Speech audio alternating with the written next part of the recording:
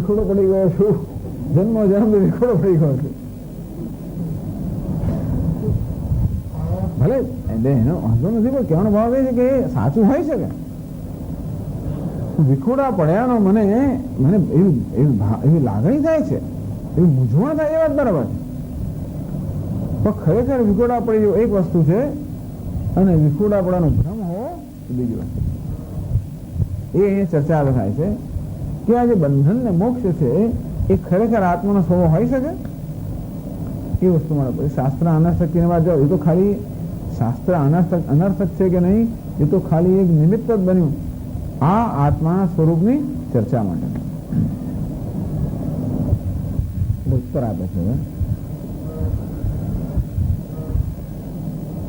ન આત્મનઃ અવસ્થા ભેદ અનુપપત્તેઃ.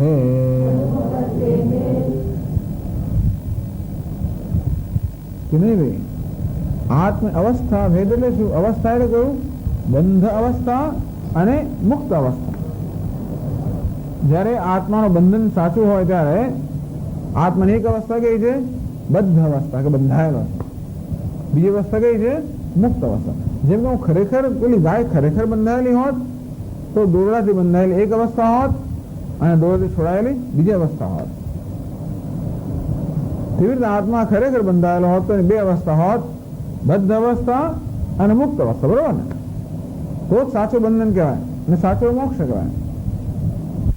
નહીં કહે છે કે નહીં, આત્માની આવી ભિન્ન ભિન્ન અવસ્થા હોય ના શકે. આત્મા અત્યારે એક અવસ્થામાં છે અને પછી બદલાઈને બીજી અવસ્થામાં આવે, એ વસ્તુ આત્મામાં હોય જ ના શકે. ચાલો હવે આપ કહો છો કે આત્માની બંધન પણ સાચું છે અને મોક્ષ પણ સાચું. તો તમે મને કહો કે આ બંધન મોક્ષ એક સાથે છે કે પછી ક્રમે છે? બંધન મોક્ષ એક સાથે છે કે પછી ક્રમ? ક્રમ એટલે શું? પહેલા એક અને પછી બીજું, એનું ક્રમ. પહેલા બંધ અને પછી મોક્ષ, એવું તમે કહો છો કે બંધન મોક્ષ સાથે છે એમ કહો છો? બે શક્યતા છે ને, એ પૂછે છે અહીંયા. યદિ તાવત આત્મનઃ બંધ મુક્તાવસ્થે યુગવત સ્યાતામ ક્રમેણ વા. યદિ તાવત, ચાલો આપ જયારે એમ કહો છો કે આ બંધન મોક્ષ અવસ્થા આત્માની સાચી છે, ત્યારે અમે આપને એક પ્રશ્ન પૂછવા માંગીએ છીએ કે આત્માના બંધ મુક્ત અવસ્થે, આત્માની બે અવસ્થાઓ છે, બદ્ધ અવસ્થા અને મુક્ત અવસ્થા. યુગવત સ્યાતામ ક્રમેણ વા. યુગવત એટલે એક સાથે. આ બંધન અને મોક્ષ અવસ્થા એક સાથે છે કે પછી એક પછી એક છે? આ બંને પેલું એક સાથે છે. તો એક સાથે કેવું થાય? એટલે કહે છે યુગવત તાવત વિરોધાદ ન સંભવતઃ સ્થિતિગતિવ એકસ્મિન. તો ભાઈ એક સાથે બંધન મોક્ષ શક્ય નથી. એક સાથે આત્મામાં બંધન પણ હોય અને મોક્ષ પણ હોય, એ શક્ય નહીં. કેમ નહીં શક્ય? કારણ કે બંધન અને મોક્ષ પરસ્પર વિરુદ્ધ અવસ્થા છે ને. તો પરસ્પર વિરુદ્ધ વસ્તુઓ એક સાથે એક સ્થળે ન રહી શકે. જેમ કે અંધકાર અને પ્રકાશ પરસ્પર વિરુદ્ધ છે, અને એક સ્થળે એક સાથે એવું હોય કે ક્રમે ક્રમે હોય. હમણાં અંધકાર પછી પ્રકાશ હોઈ શકે, પણ એક સાથે અંધકાર અને પ્રકાશ એક સ્થળે અંધકાર હોય, બીજા સ્થળે પ્રકાશ એમ પણ બને.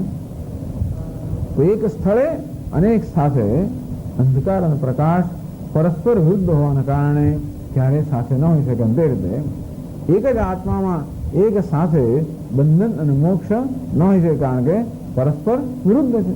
ત્યાં મોક્ષ હોય તો બંધન ના છે. દૃષ્ટાંત હવે સ્થિતિ ગતિ ઇવ એકસ્મિન. આ તમે શું કહો છો? હસવું અને લોટ ફાંકો બે સાથે ન થાય, એવું કહે છે ને ગુજરાતીમાં. હસવું હોય અને લોટ પણ ફાંકો હોય તો બે સાથે ના થાય. મને ખબર નહીં કેમ સાથે ના થાય, એવી કહેવત છે સાથે ના થાય. મને લાગે લોટ ફાંકે તો હસાય નહીં. એવું લોટ ફાંકે તો અંદર હા ચોંટી જાય. હા, લોટ ફાંકે તો મોં બંધ રાખવું પડે એટલે ઉડી જાય. બરોબર છે. એટલે લોટ ફાંકો અને હસવું બે સાથે નથી. જો અમે શિક્ષકને આપણે મદદ લેવી પડે, શિક્ષકોને આ બધી ખબર હોય, કારણ કે આ બધી કહેવતો એ હોય ઇડિયમ. આ છોકરાઓ આપણે છે ને આમ સ્કૂલની અંદર આમ પટપટ બોલી જઈએ ખરા, પણ ઘણી વાર ખબર ના હોય કે આ શું છે, એટલે પરીક્ષામાં પૂછે ત્યારે વિચાર કરવો પડે. તો અત્યાર સુધી એવું કહેતા આવે છે કે લોટ ફાંકો અને હસવું સાથે ના થાય, એનો વિચાર બી નથી કરવો કેમ સાથે ના થાય. તો હવે ખબર પડે કે લોટ ફાંકીએ ત્યારે મોં બંધ રાખવો પડે, બંધ રાખ્યો તો હસાય નહીં. બરોબર છે. તેથી અંગ્રેજીમાં એમ કે તમારે તો કેક સાચવવી પણ છે ને ખાવી પણ છે. કેક સાચવવી પણ છે અને ખાવી પણ છે. પણ સાચવવું ને ખાવું, લાડુ સાચવવું પણ ખાવો પણ બે સાથે એક ના થઈ શકે. સ્થિતિ ગતિ એટલે તેથી ઉભા રહેવું અને દોડવું એ બે સાથે ના થઈ શકે. કારણ કે દોડવાનું ત્યારે જ થાય જયારે ઉભા રહેવાનું ન હોય ત્યારે. અને તેથી સ્થા ગતિ વિયોગ, ગતિનો વિયોગ નામ જ ઉભા રહેવું સંસ્કૃતમાં એટલે સમજાવે છે. અને તેથી આ પરસ્પર વિરુદ્ધ વસ્તુઓ એક સાથે એક સ્થળે એક જગ્યાએ ન હોય. અને તે રીતે બંધન અને મુક્તિ બંને એક સાથે આત્મામાં ન હોય. એ તમે સ્વીકારશો તો હા એ તો બરાબર. સારું, તો પછી હવે એમ કે છે ના પહેલા બંધન અને પછી મોક્ષ એવું હોય. હવે ક્યાં કહે છે કે એક સાથે છે, પહેલા બંધન પછી મોક્ષ છે. સારું, પહેલા બંધન છે તો હવે મારે એ પ્રશ્ન કરવો પડશે કે બંધન શેને કારણે છે? આ બંધન કશા કારણે છે કે એમને જ બંધન છે? મોક્ષમાં કશા કારણે છે કે એમને જ છે એ પૂછે છે. કર્મ ભાવિત્વે છે નિર્નિમિત્તત્વે અનિર્મોક્ષ પ્રસંગ. કર્મ ભાવિત્વે, આપ જેમ કહેતા હો કે હમણાં બંધન છે અને પછી મોક્ષ છે, તમારે એક પ્રશ્ન પૂછવાનો છે કે બંધન ને મોક્ષ આત્મામાં જે છે એ કોઈ કારણથી છે કે કારણ વગર છે? આપણે કહીએ ને કે ભાઈ આ એક પેલો સ્ફટિક હોય એમાં લાલ રંગ છે, એ કોઈ કારણથી છે કે કારણ વગર છે? કારણ વગર હોય તો શું કહેવાય? લાલ રંગ સ્ફટિકનો ધર્મ છે, એટલે કે અગ્નિ ગરમ છે કોઈ પણ કારણ વગર. કારણ કે ગરમી એ અગ્નિનો ધર્મ છે, બરોબર ને? જ્યારે પાણી ગરમ છે એ છે ને તો કે કારણ છે નહીં. શું કારણ છે? અગ્નિ સાથેનો સંયોગ. કારણ કે ગરમી એ પાણીનો ધર્મ નથી. હવે પ્રશ્ન પૂછ્યો કે પાણી ગરમ છે તો કોઈ કારણસર છે કે કારણ વગર છે? એનો ઉત્તર થાય કારણસર છે. જેથી કારણ જતો રહે તો એની ગરમી પણ જતી રહે. જો અગ્નિ ગરમ છે એ કારણસર કારણ વગર છે તો કે નહીં, કારણ વગર છે, સ્વાભાવિક છે. અને માટે ક્યારે પણ અગ્નિમાંથી ગરમી જાય જ નહીં. વસ્તુ કારણ વગર હોવી એનો અર્થ એ કે એનો સ્વભાવ જ હોવો. સ્વભાવનો અર્થ એ કે ક્યારે પણ એનાથી એ વિયુક્ત હોય જ નહીં. જ્યાં સુધી મધ છે ત્યાં સુધી મધુરતા હોવાની જ. તો મધની અંદર જે ગળપણ છે કોને કારણે છે? કશાય કારણ નથી. કેવું છે? નિર્નિમિત્ત. નિમિત્ત એટલે કારણ. સનિમિત્ત, નિર્નિમિત્ત. નિર્નિમિત્ત અર્થાત નિમિત્ત વગર, કારણ વગર. તો મધ જે ગળ્યું છે કેવું છે? નિર્નિમિત્ત ગળ્યું. અગ્નિ જે ગરમ છે કેવું છે? નિર્નિમિત્ત ગરમ છે. જ્યારે પાણી જે અગ્નિ ગરમ, પાણી ગરમ છે કેવું છે? સનિમિત્ત છે. નિમિત્ત સહિત ટૂંકમાં પાણીને ગરમ હોવામાં નિમિત્ત છે. એટલે કે પાણીની ગરમી નૈમિત્તિક કહેવાય. નૈમિત્તિક નિમિત્તને કારણે છે. નિમિત્ત એટલે કારણ. ટૂંકમાં પાણીમાં જે ગરમી છે કેવી છે? નૈમિત્તિક છે. અર્થાત અગ્નિના સંયોગ રૂપી નિમિત્તને કારણે છે. જ્યારે ગરમીમાં જે અગ્નિ છે કેવી છે? નિર્નિમિત્ત છે. અર્થાત એ હોવા માટે કોઈ નિમિત્ત કે કારણ નથી. આ શબ્દો જરા સમજવા હોય છે, વારંવાર આવતા હોય છે. નિર્નિમિત્ત. નિર્નિમિત્ત એટલે કે નિમિત્ત વગરનું, કારણ વગરનું, એટલે કે સ્વાભાવિક. નૈમિત્તિક. નૈમિત્તિક એટલે શું? નિમિત્તને કારણે. એ સ્વાભાવિક નથી પરંતુ બીજા કશાકને કારણે છે. જેમ કે લાડવો ગળ્યો છે કોને કારણે? સાકરને કારણે કે ગોળને કારણે. એ કેવું છે? નૈમિત્તિક ગળપણ છે. આમ આ ઘઉંના લોટમાં જે ગળપણ આવ્યું કેવું છે? નૈમિત્તિક ગળપણ. જે સાકરમાં ગળપણ કેવું છે? નિર્નિમિત્ત ગળપણ. નૈમિત્તિક, નિર્નિમિત્ત. હવે પ્રશ્ન પૂછવામાં આવે છે કે આપ જ્યારે એમ કહો છો કે આત્માનું બંધન સાચું છે, ત્યારે એ બંધન નિર્નિમિત્ત છે કે સનિમિત્ત છે? અર્થાત આત્માનું જે બંધન આપના કહેવા પ્રમાણે છે એ કોઈ બીજા કારણસર છે કે કારણ વગર જ છે? જો કારણ વગર આત્મા બંધન હોય એનો અર્થ એ કે બંધન આત્માનો સ્વભાવ છે. એક સ્વભાવ જ વસ્તુ એવી છે જે કારણ વગર હોય. સ્વભાવનો અર્થ એ કે જે કારણ વગર છે. સૂર્ય કેવો છે? પ્રકાશિત છે. કેવો છે એનો સ્વભાવ છે. નિર્નિમિત્તનો અર્થ સ્વાભાવિક, અર્થાત પોતાનો સ્વભાવ છે, ધર્મ છે. તો આત્માનું જે બંધન ને મોક્ષ છે એ જો નિર્નિમિત્ત હોય, આપ કહો છો કે હમણાં આત્મા બંધાયેલો છે અને પછી આત્મા મુક્ત થયો, આ બંધાવું અને મુક્તિ એ કોઈ કારણ વગર જ જો હોય, એટલે કે આત્માનો સ્વભાવ જ હોય, તો શું થાય ખબર છે? જયારે ફાવે ત્યારે બંધાઈ જાય, ફાવે ત્યારે મુક્ત થઈ જાય, એવું છે ને? એનો સ્વભાવ હોય તો અનિર્મોક્ષ પ્રસંગ. જો એટલે આ બંધન કે મોક્ષ આત્માનો સ્વભાવ છે, તો પછી આપણે સ્વભાવમાંથી એને ક્યારે પણ મુક્ત કરી શકીએ જ નહીં. મુક્તિ છે ને ક્યારે શક્ય છે? જે વસ્તુ આપણો સ્વભાવ હોય એમાંથી આપણે મુક્ત થઈ શકીએ. જે આપણો સ્વભાવ છે એમાંથી ક્યારેય મુક્ત ના થઈ શકીએ. અસ્થિ ભાતિ પ્રિય ગમે તેટલો પ્રયત્ન કરીએ તો પણ એને છોડી જ ના શકીએ. શું છોડી શકીએ? જે આપણો સ્વભાવ નથી. આ વસ્ત્ર હું ના છોડી શકું કારણ કે મારો સ્વભાવ નથી. હાથને છોડી શકું ના છોડી શકું કારણ કે મારો સ્વભાવ છે, હું છું. અને તે રીતે આત્મા આવી રીતે હમણાં બંધાયેલો છે અને પછી મુક્ત હોય, એ બંધન મુક્ત મળે કોઈ કારણ જ ના હોય, એમને જ ફાવે ત્યારે તો શું થઈ ગયું? કારણ વગર થયું એનો શું થયો? આત્મા કોઈ કારણ વગર જ બંધાયેલો છે, કોઈ કારણ વગર જ મુક્ત થઈ ગયો. જો કોઈ કારણ વગર મુક્ત થઈ ગયો હોય અને કારણ વગર બંધાતો હોય તો ભલે મુક્ત કોઈ પાછી બંધાઈ જવાનું, કારણ કે એને બંધાવવા માટે કારણ નથી. એનો અર્થ એ થયો કે આત્માને ક્યારે મોક્ષ હોય જ ના શકે, કારણ કે સીધો બંધન પણ એનો સ્વભાવ જ છે. અને તેથી નિર્નિમિત્તત્વે અનિર્મોક્ષ પ્રસંગ. ના આત્મા નિમિત્ત કારણ વગર મુક્ત નથી થયો, કારણથી મુક્ત થાય છે, બીજા કારણથી મુક્ત થાય છે, કશા કારણથી બંધાયેલો છે, કશા કારણથી મુક્ત થયો છે. તમે કહેશો કે સ્વામી અદ્વૈતમાં આપણે કહીએ છીએ ને કે આત્મા બંધાયેલો છે અજ્ઞાનને કારણે. પહેલી ચર્ચા આપણે કરી કે અજ્ઞાન ક્યાં છે? અજ્ઞાન આત્મામાં નથી, અજ્ઞાન ક્યાં છે? બુદ્ધિમાં છે. એટલે બુદ્ધિમાં અજ્ઞાન હોય ત્યારે આત્મા તો નિત્ય મુક્ત જ છે.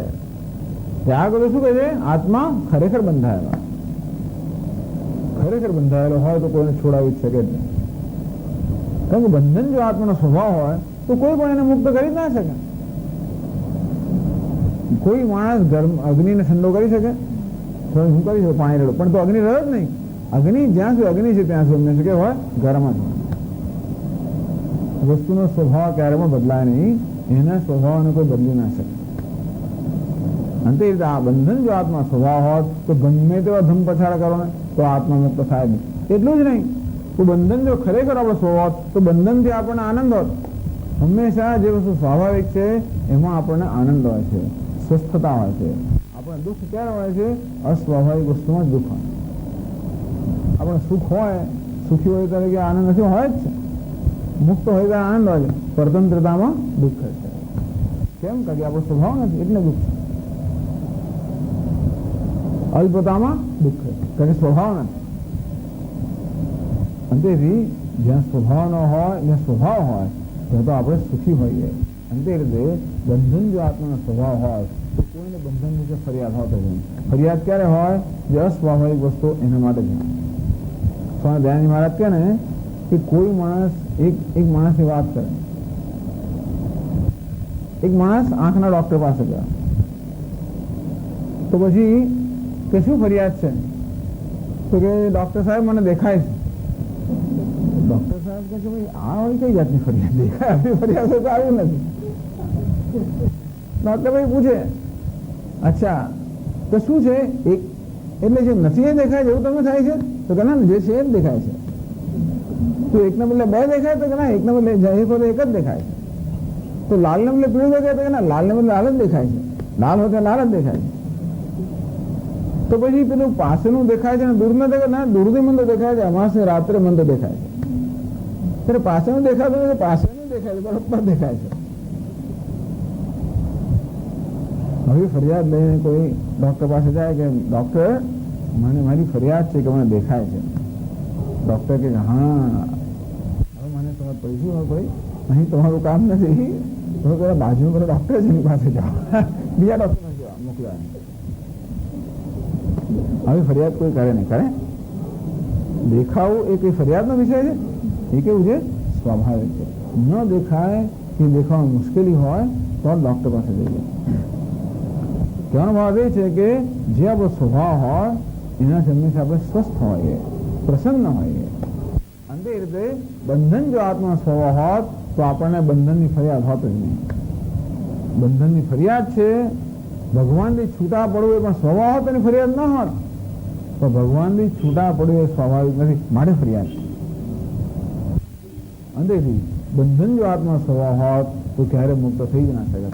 અને એ સિવાય પણ કોઈ કારણ વગર આત્મા હમણાં બંધાઈ ગયો પછી પાછું મુક્ત થઈ ગયો તો પછી કોઈ કારણ બંધાઈ પણ જવાનો, એનો અર્થ કે એને કોઈ દિવસ નિત્ય મોક્ષ પ્રાપ્ત જ ના થઈ શકે.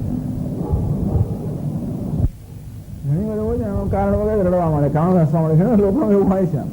આપણે સમજાય કરીએ બહુ આપણને લાગે બરાબર પછી શરૂ થઈ જાય. કારણ જ નહીં તો તમે એને કશું કરી જ ના દો. કારણ કે કારણ હોય, કારણ વગર વસ્તુ હોય તો એનું દૂર આપણે કહી ના શકીએ. એને કહી ના શકીએ કે આવતી ક્ષણે શું થશે, આ આત્મા બંધાયેલો હશે કે નહીં, કારણ કહેવાય જ ના શકે.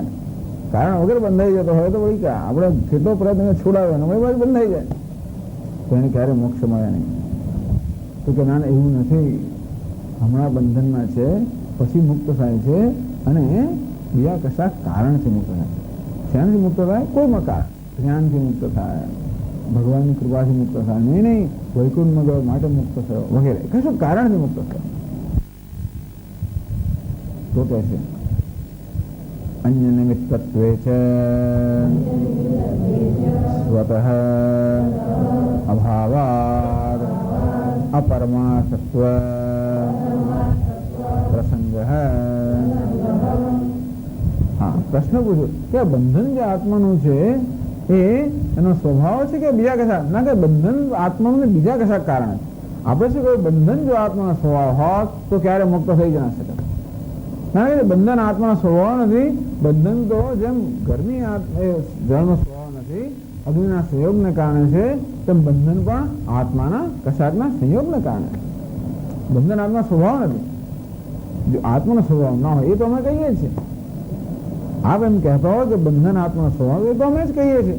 અદ્વૈત કહે એ પ્રશ્ન પૂછવાની એક રીત છે એ કે અમે તો બંધનને સાચો માનીએ છીએ. સારો, બંધન જો સાચું હોય તો આત્માનો સ્વભાવ છે કે નહીં? સ્વભાવ નહીં, સ્વભાવ તો મુક્ત થવાય જ નહીં. તો બીજા કશાક કારણે બંધન છે, માટે એ કારણ જતો રહે તો આત્મા મુક્ત થઈ જાય. એનો અર્થ એ થયો કે બંધન આત્માનો સ્વભાવ નથી, કશાક બીજાને કારણે છે, એટલે બંધન આત્મામાં તો નથી જ ને. અંતેથી ટૂંકમાં તમે પણ આત્મા બંધન સ્વીકારતા, અમે નથી સ્વીકારતા, તો તમે અમે સરખા જ થઈ ગયા. એટલે પેલા શરૂ કર્યું કે બંધન સાચો છે અને છેવટે દલીલના અંતે એને શું સ્વીકારવું પડ્યું કે બંધન સાચો હોય જ ના શકે. સાચો હોય તો પોતાનો મુક્ત થવાય નહીં, અને સાચો હોય તો બંધનની ફરિયાદ ના હોય. આપણે આનંદ થાય તો હું પરતંત્ર છું, કેવું સરસ. તો સ્વતંત્રતામાં દુઃખ થાય. જો પરતંત્રતા આપણો સ્વભાવ હોત તો કોઈ સ્વતંત્રતા આપે તો મને દુઃખ લાગે. અને પરતંત્ર ઘણા લોકો એવું હોય છે તો એ બીજી વિકૃતિઓને કારણે હોય છે. પણ સામાન્ય જે હેલ્ધી માણસો જેને આપણે કહીએ તંદુરસ્ત, એ લોકોને એવું ના હોય. એમને સ્વતંત્રતામાં આનંદ છે, સ્વતંત્રતામાં દુઃખ છે. એટલે કહે છે તથા ચ સતી અભ્યુપગમ હાનિ. અંતે તમે એમ કહેતા હો કે આ બંધનમાં બીજા કશાકના કારણે છે, એટલે કે બંધન આત્માનો સ્વભાવ નથી, એમ તો પછી આત્મા નિત્ય બંધન નિત્ય મુક્ત જ છે. અંતે તમે જેમ કહો છો કે બંધન આત્માનો સાચો છે, એ તમારો અભિપ્રાય કે તમારો મત હોય કે તમારો આગ્રહ તમારે છોડી દેવો પડે. ટૂંકમાં તમારો એ અપક્ષ ખોટો ઠરે છે. જ્યાં તમે શરૂઆત કરી એ છોડી દીધું છે વડે દરેકોની અંદર. એ એક નિગ્રહ સ્થાન કહેવાય છે પર્થની અંદર. ચાલો હવે બીજી રીતે આપણે કહીએ છીએ ચાલો એમ માનો કે આત્માનું બંધન સાચું છે અને મુક્તિ પણ સાચી માની લો, તો પણ એક બીજો દોષ આવે છે. કેવો દોષ આવે છે? કિંચ બંધ મુક્ત અવસ્થયોઃ પૌર્વાપર્ય નિરૂપણાયામ બંધાવસ્થા પૂર્વં પ્રકલ્પ્યા અનાદિમતી અંતવતી ચ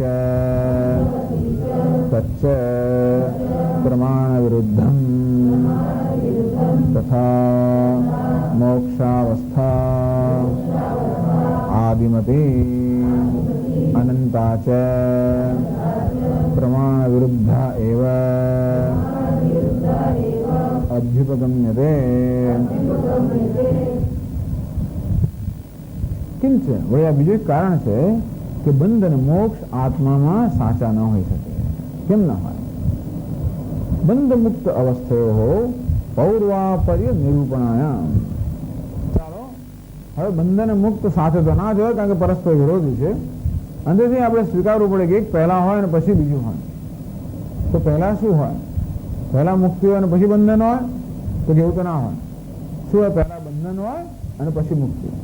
પહેલા કહ્યું અને પછી કહ્યું, પૂર્વ અને અપૂર્વનો નિર્ણય જો કરવો હોય તો આપણે શું નિર્ણય પર આવીએ કે પહેલા બંધન છે પછી મુક્તિ. તો હા, સાચી વાત. તો બંધન ક્યાંથી શરૂ થયું? જો પહેલા બંધન હોય અને પછી મુક્તિ હોય તો ક્યારે મુક્તિ હતી જ નહીં, બરોબર ને? નહીં તો બંધન હોત નહીં. મારા બંધન ક્યાંથી શરૂ થયું? તો કે હંમેશનું. ક્યારે? અનાદિ. બંધ અવસ્થા કેવી હોય છે? અનાદિ હોય છે, બરોબર છે. પણ આપણે જયારે મોક્ષ પ્રાપ્ત થાય ત્યારે બંધનનું શું થાય? નાશ થઈ ગયો, અંત આવી ગયો. એટલે કેવી છે? અંતવતી. એક તો આમ તો આદિમતી, અનાદિ. એક તો આદિ વગરની બંધ અવસ્થા કેવી થઈ? જેનો આદિ નથી પણ અંત છે. આદિ નથી કારણ કે એનો આદિ હોત, પ્રારંભ હોત તો બંધન પહેલા મોક્ષ સ્વીકારવો પડ્યો ને. બંધન ન હોય ત્યારે શું મોક્ષ હોય? તો પછી તો બંધન આવે જ નહીં. અને માટે પહેલા બંધ અવસ્થા હોય પછી મોક્ષ અવસ્થા હોય એનો અર્થ એ થયો કે બંધ અવસ્થા કેવી છે? અનાદિ છે. અને વળી કેવી છે? મોક્ષ આવે ત્યારે શાંતા અંતવાળી છે. એવું થયું ને? હવે મોક્ષ પછી હોય તો અત્યારે મોક્ષ નથી. એટલે મોક્ષ કેવો છે? મોક્ષ જયારે આવે ત્યારે એનો આદિ એટલે પ્રારંભ થાય. તો આપણે ઈચ્છે છે કે મોક્ષ ક્યારે અંત ના આવે, માટે મોક્ષ અવસ્થા કેવી છે? અનંત છે. જો બંધ અવસ્થા અનાદિ અને શાંત અંતવાળી, અને મોક્ષ અવસ્થા આદિમતી પરંતુ અનંત. બંધ અવસ્થાનો આદિ નથી પણ અંત છે. મોક્ષ અવસ્થાનો આદિ છે પણ અંત નથી. એટલે સ્વીકારવું પડે ને. અત્યારે હું ખરેખર બંધાયેલો હોવ તો આ બંધન ક્યારનું છે? એની પહેલાનો જન્મ, એની પહેલાનો જન્મ, એની પહેલા, ટૂંકમાં એનો કોઈ પહેલા છે જ નહીં. હવે મુક્ત થઈ ગયો એનો અર્થ એ થયો કે મારી બંધનની અવસ્થા અનાદિ હતી, હવે એનો અંત આવે. આ અનાદિનો અંત આવો આ ગડબડવાળી વસ્તુ છે. જે અનાદિ હોય એનો અંત આવે જ નહીં. તો એવું શા માટે? અનાદિ એટલે શું? જેનો આદિ નથી. આદિનો એક અર્થ થાય પ્રારંભ, આદિનો બીજો અર્થ થાય કારણ. તો પ્રારંભ ક્યારે હોય વસ્તુનો? કારણ હોય તો જ. આ ઘડાનો પ્રારંભ ક્યારે થાય? ઘડાનો જન્મ ક્યારે થાય? જ્યારે ઘડાનું કશું કારણ પહેલા હોય ત્યારે. માટી હોય તો જ ઘડો જન્મી શકે ને. કોઈ વસ્તુ ક્યારે જન્મી શકે? એનું કારણ હોય ત્યારે. આદિ શબ્દના બે અર્થ થાય. આદિ એટલે કે પ્રારંભ, આદિ એટલે કે કારણ. અનાદિ અર્થાત જેનો પ્રારંભ પણ નથી અને જેનું કોઈ કારણ પણ નથી, જેને હોવા માટે કારણ નથી. વસ્તુનો નાશ ક્યારે થાય? કારણનો નાશ થાય તો જ કાર્યનો નાશ થાય. તંતુ દાહે પટદાહ. આ તંતુનો દાહ થાય ત્યારે પટનો દાહ. તો પંચદશીના તો લોકો એક્સપર્ટ થઈ ગયા. તંતુ દાહે પટદાહ. તંતુ શું છે? કારણ છે. પટ શું છે? કાર્ય છે. કારણનો નાશ થાય તો કાર્યનો નાશ થાય. કોઈ કશાનું હવે આપ જયારે એમ કહો છો કે બંધ અવસ્થા છે એ અનાદિ છે, અર્થાત એનું કારણ જ નથી, એ કારણ વગર છે, તો નાશ કેવી રીતે કરવો? જેને હોવાના કોઈ કારણ નાશ જ ના કરી શકે. હવે શું કહ્યું? સ્વભાવનો ક્યારે નાશ થાય નહીં. કશાકનું કારણ હોય તો કારણ દૂર કરીએ તો એનો નાશ થાય. હંમેશા એક સામાન્ય નિયમ છે, કોઈ વસ્તુ દૂર કરવી હોય તો એના કારણને દૂર કરવું પડે.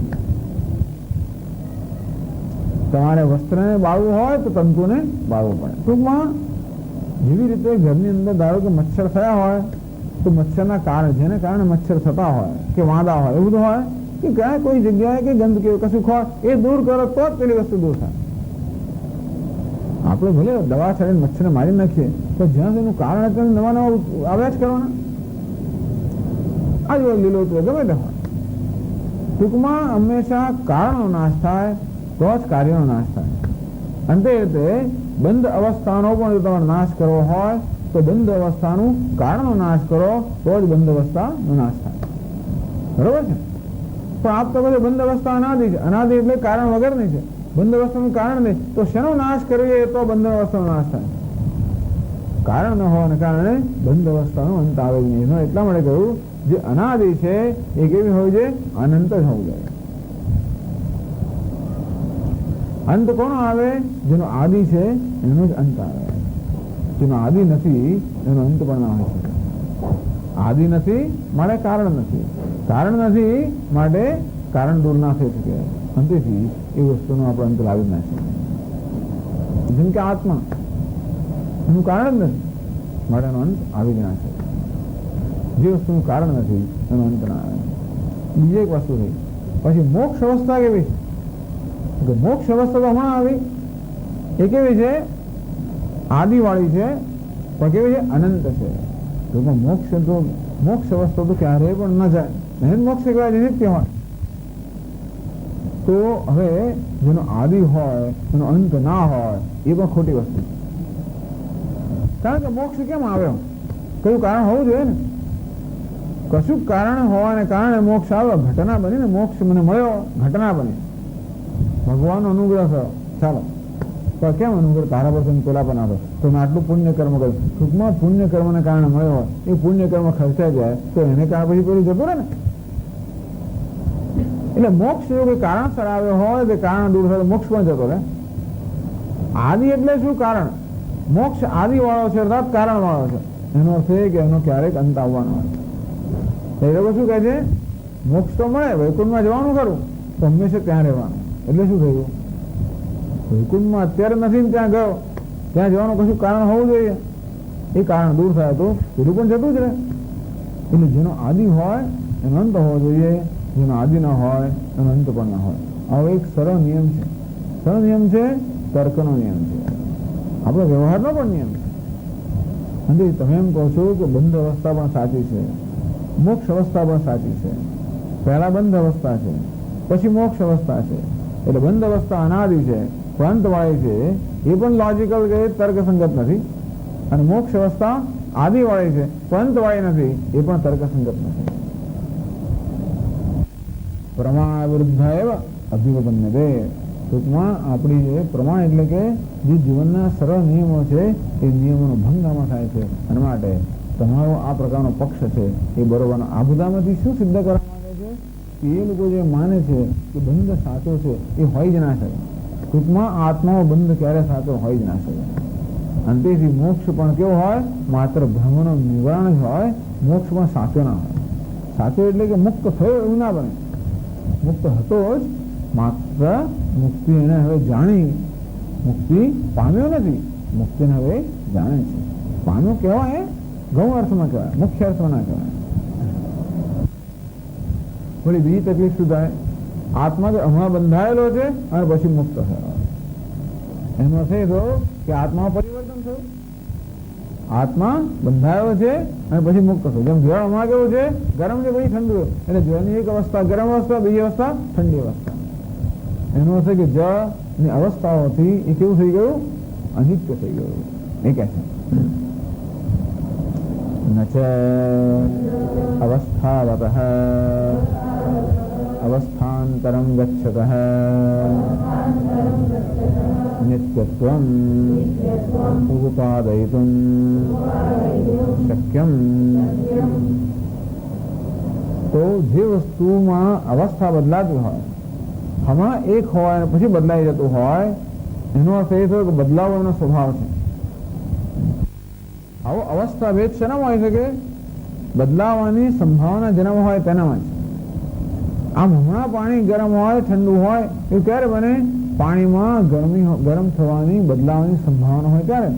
હમણાં દૂધ છે ને પછી દહીં થઈ ગયું ક્યારે બને? દૂધની અંદર બદલાવાની વિકારની પરિણામની સંભાવના હોય ત્યારે. તે તો આત્મા હમણાં બંધાયેલો છે પછી મુક્ત થઈ ગયો ક્યારે બને?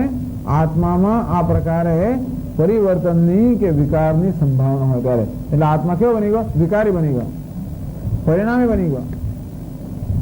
તો વિકાર જેનો સ્વભાવ છે, પરિણામ જેનો સ્વભાવ છે, એ તો હંમેશા બદલાય જ કરવાનો. એ પછી અટકવાનું નહીં. હમણાં પછી વળી બીજી અવસ્થા આવે, ત્રીજી અવસ્થા આવ્યા જ કરવાની અને છોડનો નાશ થવાનો. એક વસ્તુ છે, જે વસ્તુ વિકારશીલ છે, જે પરિણામી છે, એનો ક્યારેક નાશ થવાનો. કારણ કે બદલાતા ધીમે ક્ષીણ થતી જવાની અને છોડ નષ્ટ થવાની. તેમાં આત્મા પણ જો આવી રીતે બદલાતો હોત, એની અવસ્થાઓ બદલાયા કરતી હોત, તો એ પણ કેવો બની ગયો? અનિત્ય બની ગયો. અને તો એ આત્મા તો અનિત્ય બની ગયો. એ અનિત્ય આત્મા નિત્ય મોક્ષ કેમ મળી શકે? તમારે આત્માનું અનિત્યતા સ્વીકારી પડશે.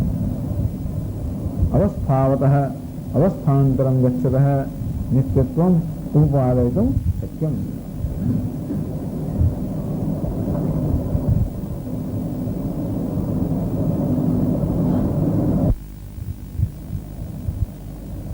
તો કે ના, તમારી વાત સાચી છે કે બંધન અવસ્થા અને મુક્ત અવસ્થા કે આપણો સ્વભાવ નથી.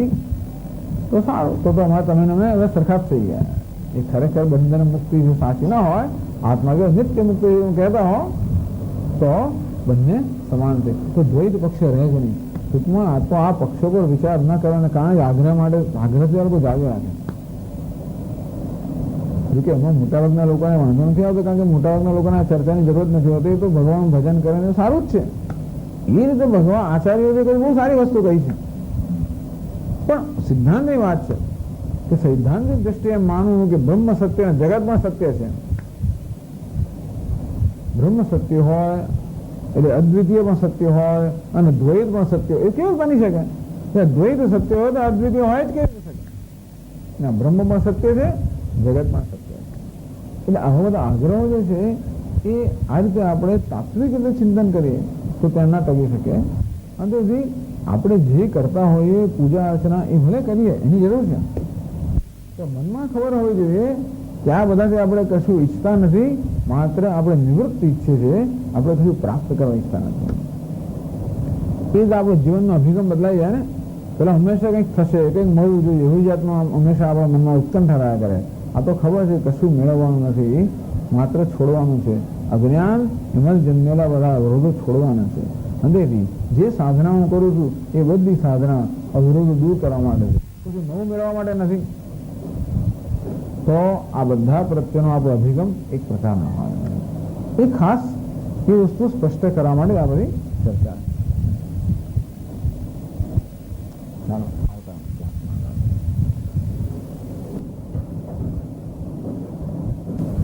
ઓમ પૂર્ણમદ પૂર્ણમિદં પૂર્ણાત પૂર્ણમુદચ્યતે પૂર્ણસ્ય પૂર્ણમાદાય પૂર્ણમેવાવશિષ્યતે. ઓમ શાંતિ શાંતિ શાંતિ.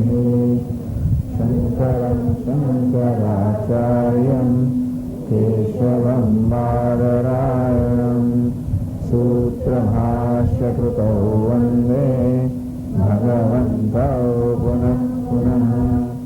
ईश्वरो गुरुरात्मेति मूर्तिभेदविभागिने व्योमवद्व्याप्तदेहाय दक्षिणामूर्तये नमः. ॐ शान्ति शान्ति शान्ति. हरि ओम.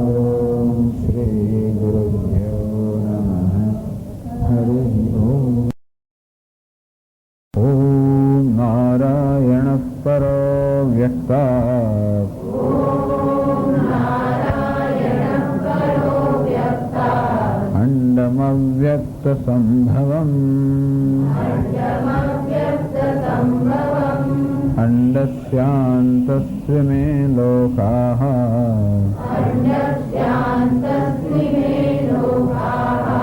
सप्तद्वीपा च मेदिनी श्रीभगवानुवाच इदं शरीरं कौन्तेय क्षेत्रमित्यभिधीयते एतद्यो वेत्ति तं प्राहुः क्षेत्रज्ञ इति तद्विदः क्षेत्रज्ञं चापि मां विद्धि सर्वक्षेत्रेषु भारत क्षेत्रक्षेत्रज्ञयोर्ज्ञानम् यत्तज्ज्ञानं मतं मम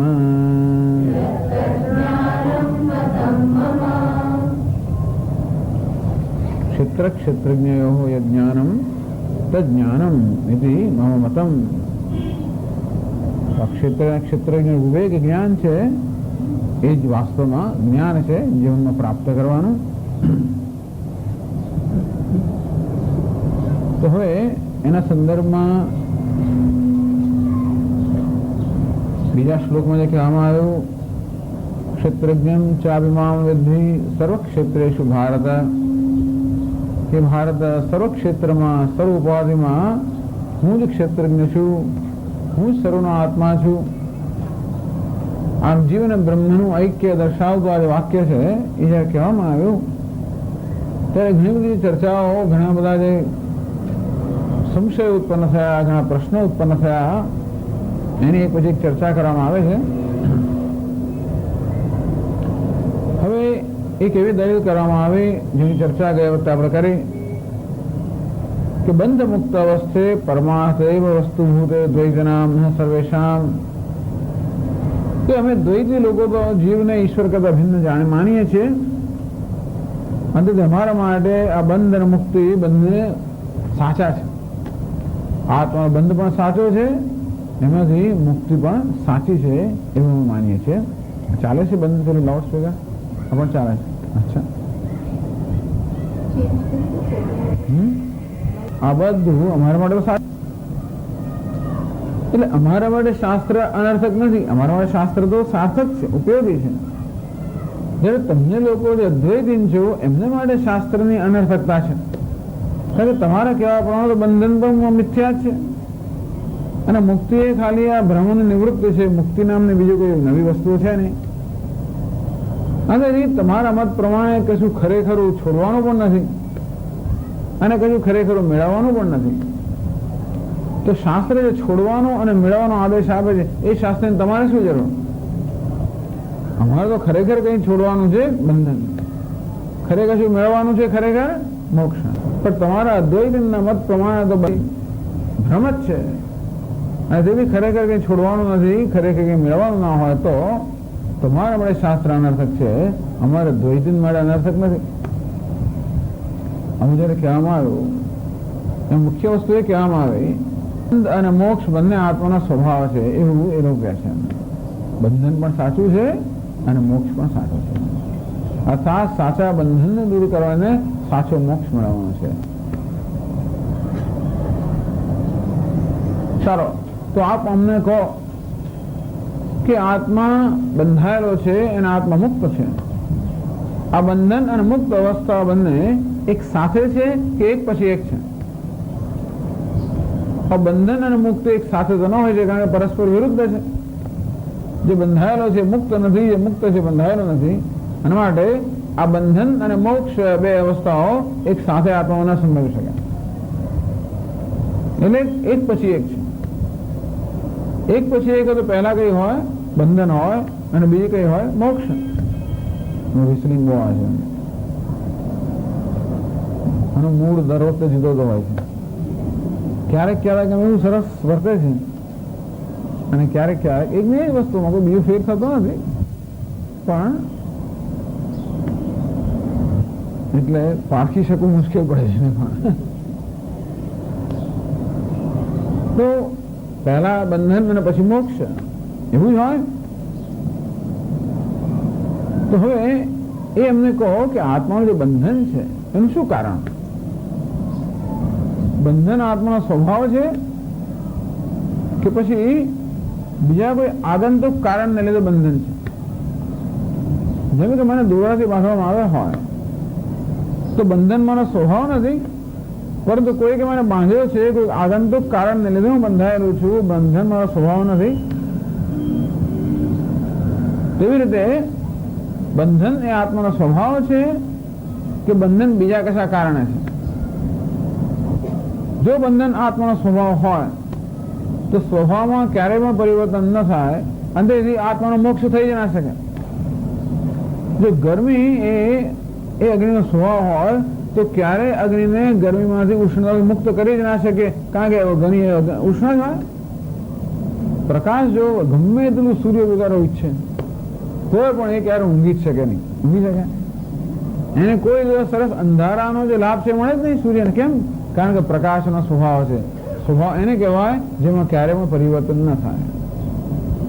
તેથી બંધન જો તમારા કહેવા પ્રમાણે આત્માનો બંધન જો સાચું હોત તો એને કોઈને મુક્ત કરી શકે જ નહીં, સ્વભાવ બદલી ન શકે, અને માટે આત્માનો મોક્ષ શક્ય જ ના થાય. તો મોક્ષ જ ના થઈ શકે. ત્યાં મોક્ષ તમારે જોઈએ તો બંધન સાચું, બંધન આત્માનો સ્વભાવ ના હોવો જોઈએ. તો પછી બીજા કોઈ કારણથી બંધન હોય તો એનો અર્થ કે આત્મા ખરેખર બંધાયેલો છે ને બીજા કોઈ કારણથી બંધે છે, એટલે બંધન આત્માનો સ્વભાવ જ નથી.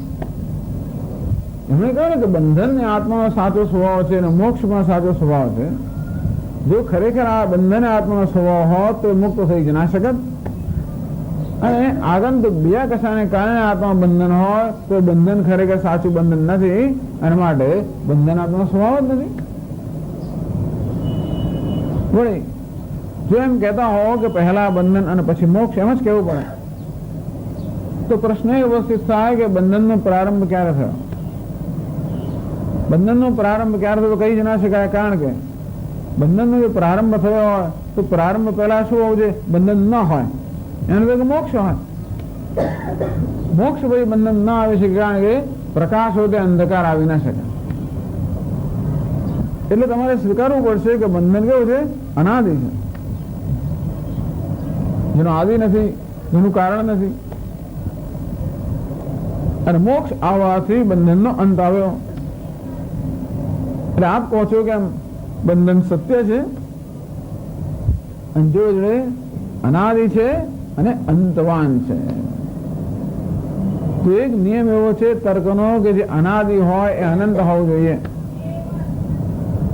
અનાદિ પણ હોય અને અંતવાન પણ હોય એવું બની ના શકે. એટલા માટે ના બની શકે કે આદિ એટલે કે કારણ.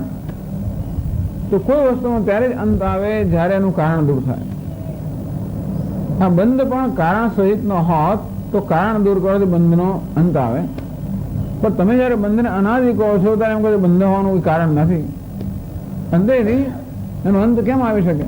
શું કરીએ તો અનાદિ વસ્તુ જાય? જે અનાદિ છે જેનું ખોવાનું આપણે કારણ જ નથી, એ કેમ દૂર કરી શકાય? અગ્નિને ગરમ હોવાનું કોઈ કારણ જ નથી, સ્વભાવ જ છે, તો કોઈ એને દૂર ન કરી શકે. તે રીતે જે અનાદિ હોય એ અંતવાળું હોય એવું ન બને. વળી આપ કહો છો કે મોક્ષ પણ સાચો છે. અત્યારે મોક્ષ નથી તો પછી મોક્ષ આવે છે એટલે મોક્ષનો પ્રારંભ છે, આદિ છે. પણ આપ ઈચ્છો છો કે મોક્ષ નિત્ય હોવો જોઈએ, માટે મોક્ષ કેવો હોય? અનંત હોવો જોઈએ. આદિ વાળું હોય એ અનંત હોય એવું ના બને. જેનો આદિ છે એનો અંત આવવો જ જોઈએ. જેનો આદિ નથી એનો અંત પણ ના હોય, અને આદિ છે એનો અંત પણ હોવો જોઈએ. તમે કહો છો કે બંધનનો આદિ નથી પણ અંત છે, એ પણ બરાબર નથી. અને મોક્ષનો આદિ છે અને અંત નથી, એ પણ બરાબર નથી. અંતેથી તમે જે કલ્પના કરો છો કે આત્માનો બંધન પણ સાચું અને મોક્ષ પણ સાચો, એ કોઈ રીતે તર્કસંગત નથી. એ ઉપરાંત તમે એમ કહેતા હો કે હમણાં આત્મા ખરેખર બંધાયેલો છે અને પછી એનામાં કશું પરિવર્તન થયું અને મુક્ત થયો, એવું નથી થયો. આત્મા પરિવર્તન શાશ્વત ના હોય, નિત્ય ના હોય. તો એ પણ ટૂંકમાં